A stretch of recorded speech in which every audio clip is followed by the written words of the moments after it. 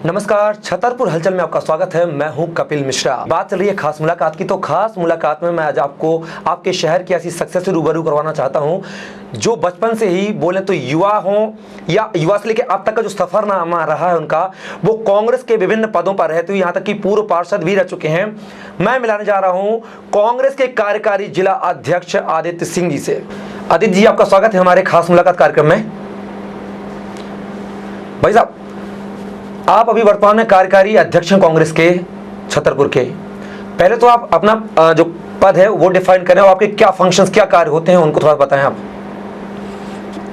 धन्यवाद। सबसे पहले तो मैं छतरपुर हलचल का, आपके चैनल का बहुत धन्यवाद देना चाहूँगा कि आप लोगों ने एक साधारण कार्यकर्ता को यहाँ बुलाने की हमारा सम्मान बढ़ाया। धन्यवाद। जैसा कि आपने कहा कि ये कार्यकारी अध्यक्ष का क्या रोल रहता है, यही कहना चाहूँगा कि अभी नई नियुक्ति हुई है संगठन में। नवनियुक्त हमारे जिला कांग्रेस के अध्यक्ष हैं। साथ में हम 5 लोगों को उनके साथ में कार्यकारी अध्यक्ष प्रदेश नेतृत्व ने बनाया है। हमारा उद्देश्य यही है कि हम पार्टी के कार्यक्रमों को जिला अध्यक्ष जी के नेतृत्व में और वरिष्ठ जनों के नेतृत्व में जन जन तक पहुँचाएँ, कार्यकर्ताओं की बात ऊपर पहुँचाएँ, उनके बीच एक सेतु का काम करना है हम लोगों को। यही कह सकते हैं कार्यकारी अध्यक्ष के रूप में। आगामी कुछ समय में देखा जाए तो नगरीय निकाय चुनाव है, कांग्रेस की किस तरह की रणनीति है, किस रणनीति के तहत वो चुनाव मैदान में आमद देगी? ये कांग्रेस पार्टी हर तरीके से तैयार है।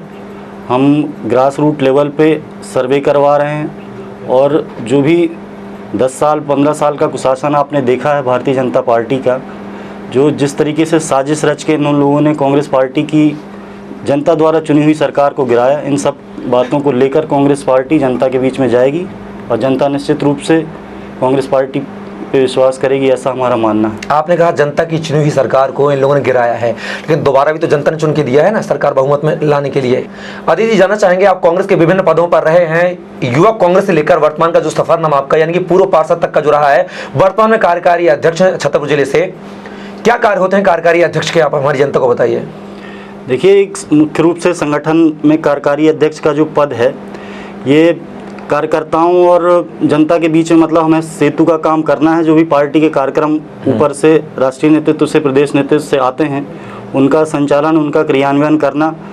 अध्यक्ष जी जो भी हमारे जिला अध्यक्ष जी हैं उन और वरिष्ठ नेताओं के नेतृत्व में हमें पार्टी के कार्यक्रमों को जनता तक पहुँचाना ही हमारा एक मुख्य दायित्व है। आगामी कुछ समय में नगरीय निकाय चुनाव भी होने जा रहा है, किस तरह की रणनीति है कांग्रेस की, किस रणनीति के तहत वो मैदान में कूदेगी कांग्रेस? ये कांग्रेस पार्टी पूरे तरीके से तैयार है। हम बहुत ग्रास रूट लेवल पे जाके सर्वे कर रहे हैं और जनता से और कार्यकर्ताओं से बीच लगातार संवाद कर रहे हैं और हमारा मानना है कि जनता निश्चित रूप से कांग्रेस पार्टी को इस बार नगरीय निकाय में जिताएगी। लेकिन जिस तरह से 18 महीने की सरकार बनने के बाद गिर जाती है, उसको लेकर क्या कहना चाहेंगे?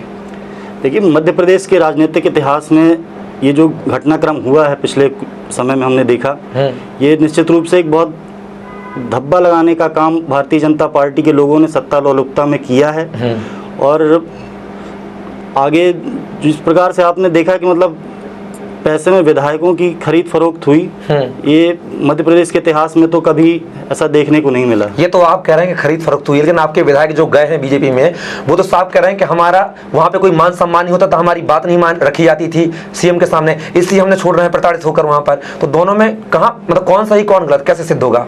नहीं, देखिए, जो लोग गए हैं स्पष्ट रूप से इनके ज्योतिरादित्य सिंधिया जी के नेतृत्व में, वही लोग, उसमें से लगभग 8 मंत्री थे।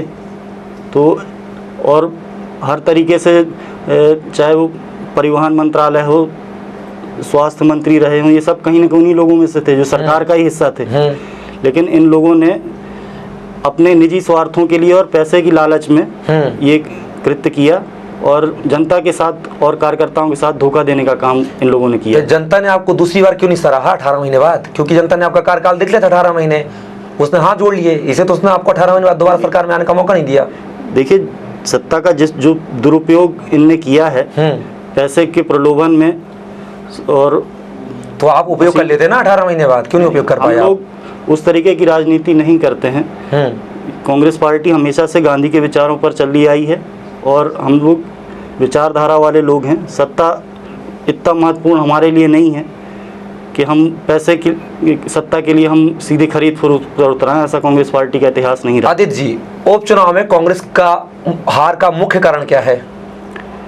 देखिए, हो सकता है कहीं ना कहीं कमी रही हो कुछ, कि हम अपनी बात को जनता को समझाने में असफल रहे हों, लेकिन कहीं ना कहीं जिस तरीके से सरकारी मशीनरी का भी दुरुपयोग हुआ उसको भी नकारा नहीं जा सकता है। सरकारी मशीनरी मतलब कि सरकार का तंत्र यूज किया गया पूरे चुनाव तरीके को से लेकर। आप बड़ा मलहरा में देखिए, कांग्रेस पार्टी के लोगों को, हमारे नेताओं को चिन्हित कर करके टारगेट किया गया, और बल्कि सरकारी तंत्र, बल्कि कहीं एम्बुलेंस, कहीं इनसे पैसे बटे, कहीं शराब बट रही है।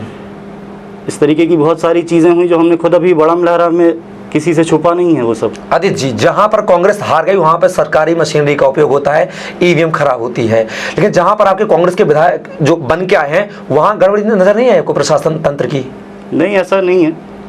डाबरा में आपकी पूर्व मंत्री इमरती देवी को हराकर सुरेश राजे जीते, उनके समधी जीते हुए, वहां पे सरकारी तंत्र का उपयोग नहीं हुआ है एक मंत्री को हराने में?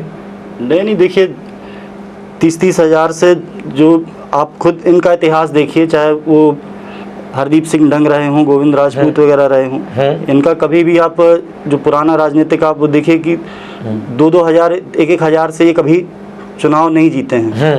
लेकिन ऐसा इनने कौन सा बड़ा अच्छा काम कर दिया कि 60-60 हज़ार से इनको जिताया जा रहा है? मतलब कहीं ना कहीं ये तो लोग तो भाजपा के नाम उनको वोट मिले ना आदित्य जी, कांग्रेस के नाम पे उनको 1,000 से जीत मिली थी, भाजपा के कार्यकाल में उनको 60,000 से जीत मिली, तो लोकप्रियता तो भाजपा की है ना? नहीं, ऐसा नहीं है। इसमें कहीं ना कहीं निश्चित रूप से ये एक जांच का विषय है कि जिस प्रकार की गड़बड़ हुई है। लेकिन आपको नहीं लगता कि उपचुनाव, विधानसभा उपचुनाव में जो टिकट वितरण हुआ वो ठीक तरीके से नहीं हुआ है, जिसका खामियाजा कांग्रेस को भुगतना पड़ा है? नहीं, कांग्रेस पार्टी ने कमलनाथ जी ने एक बहुत अच्छी सर्वे एजेंसी के माध्यम से वो करवाया था, और जो भी टिकट मिली लगभग एक आम राय बनाने की कोशिश करी गई। अब हर व्यक्ति की देखिए महत्वाकांक्षा होती है, चाहे वो किसी भी राजनीतिक दल का हो, और लेकिन कांग्रेस पार्टी ने इस बार जो उपचुनाव में प्रयास किया तो एक आम सहमति से ही लगभग टिकट बटा। आदित्य जी, नंबर 1, बड़ा मलहरा के मंच पर घड़ियाली आंसू बहाने के लिए कहा जाता है, जो कि ऑडियो वीडियो वायरल होते हैं, आपने भी देखे होंगे। नंबर 2, फूल सिंह बरैया को प्रत्याशी बनाना कांग्रेस के लिए बड़ी भूल थी। आपके पूर्व मुख्यमंत्री कमलनाथ डबरा के चुनावी प्रचार में आइटम बोलते हैं किसी महिला को।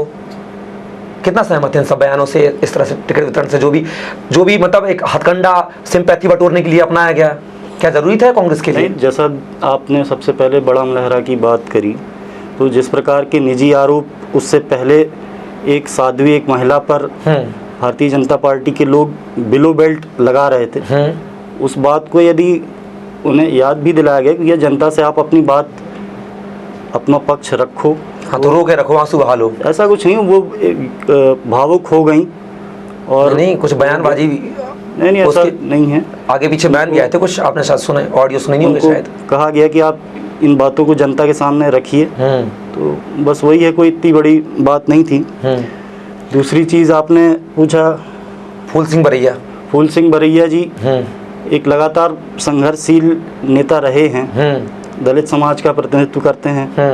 कांग्रेस पार्टी हमेशा से दलित शोषित वर्गों के लिए तो आपको लगती आई है, दलित वर्ग का सम्मान करते तो बाकी वर्गों का सम्मान नहीं करना चाहिए आपकी नजर में? नहीं, बिल्कुल, कांग्रेस पार्टी सबकी पार्टी है, सभी धर्मों की पार्टी है, सभी आपने टिकट वितरण किया जो पानी पी कर सवर्णों को कोसते हैं। नहीं, ऐसा नहीं है। उन बरैया जी ने भी आके कांग्रेस पार्टी के नेतृत्व में कमलनाथ जी का नेतृत्व स्वीकार किया, और सबको सम्मान देते हुए उन्होंने कांग्रेस पार्टी से चुनाव लड़ा है। आगे और मजबूती से कांग्रेस के लिए काम करेंगे, ऐसा हमारा मानना है। अगर बात करें नगरीय निकाय चुनाव, जैसे कि मैंने सिर पे कहा है, कांग्रेस में जिले में कई गुट चल रहे हैं, कैसे निपट पाएगी कांग्रेस? नहीं, कोई गुट नहीं है, सब एक हैं कांग्रेस के बैनर पे। अभी आपको याद होगा, अब मैं आपको थोड़ा याद दिला दूं, अभी चुनाव समिति की बैठक हुई थी जिला कांग्रेस कार्यालय में, जमकर लात घूसे चले थे, हुआ था ना, कुछ विवाद हुआ था, आपका वीडियो वायरल हुआ था। अगर एकजुट है तो फिर इस तरह की तस्वीर निकालकर क्यों सामने आती है जनता के बीच में? देखिए, वो एक कांग्रेस कार्यकर्ताओं की आपस की बैठक थी, और कांग्रेस में आंतरिक लोकतंत्र है। हम जब बैठते हैं तो आपस में हर प्रकार की बातें होती हैं घर परिवार के अंदर, वो कहाँ नहीं होती हैं, इसमें कोई बड़ा इशू नहीं है।